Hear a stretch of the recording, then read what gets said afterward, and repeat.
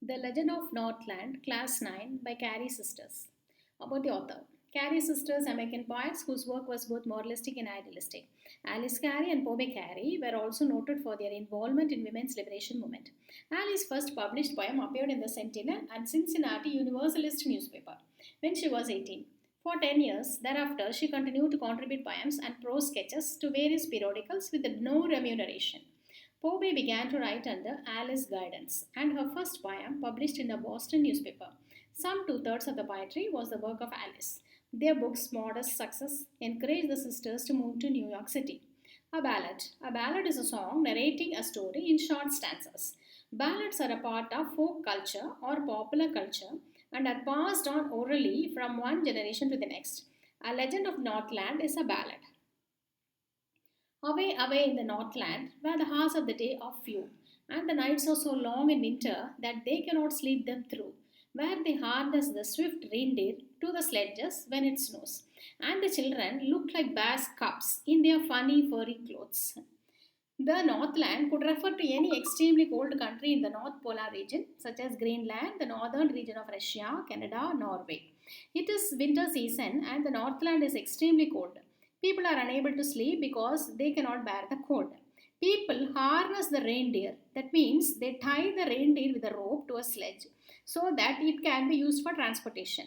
Reindeer is a large wild animal. It belongs to the family of deer. It is a grass eating animal and lives in the Arctic region. Northland is a cold place where children have to wear furry clothes to protect themselves from the cold. These dresses make them look like bear cubs. Here, and the children look like bear cubs. This is a simile. Stanza 2. They tell them a curious story. I don't believe it is true.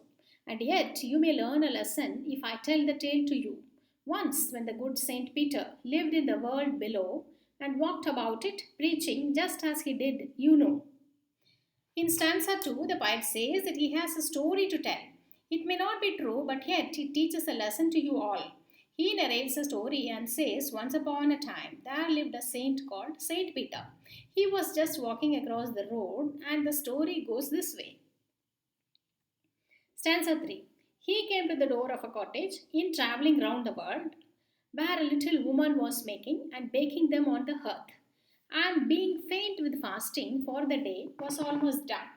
He asked her from her store of cake to give him a single one.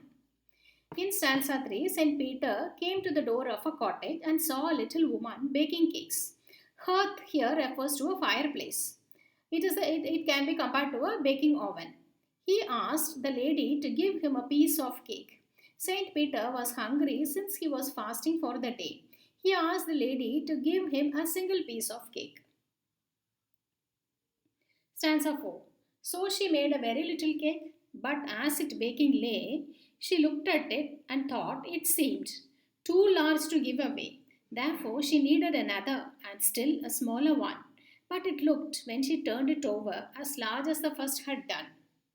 In this stanza, the little woman made the saint to wait and made a very little cake for him. But as the cake was baking, she thought it was too large to give it to him. The lady was not having the heart to give one to the saint. She felt that the size of the cakes were too big to give it to Saint Peter. Stanza 5.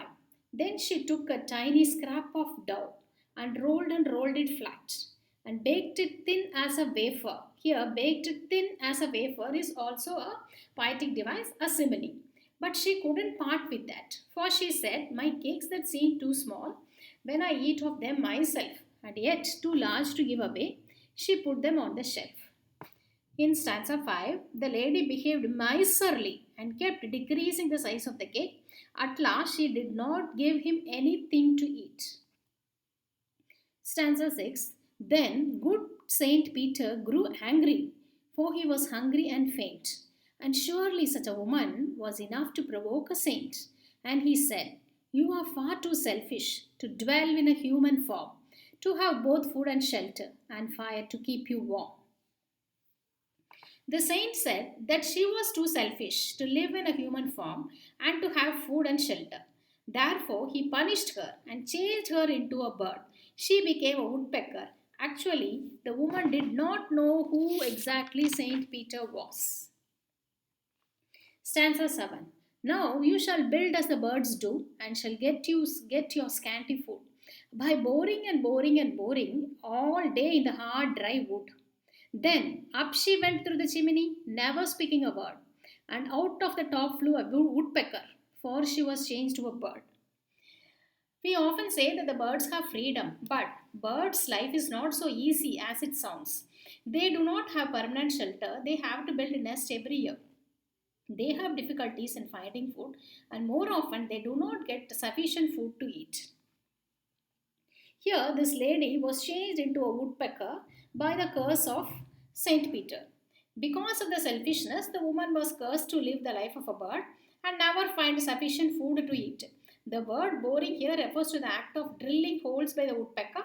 The word boring and boring is repeated to reveal the kind of bird she would be turned into a woodpecker. Stanza 8. She had a scarlet cap on her head, and that was left the same.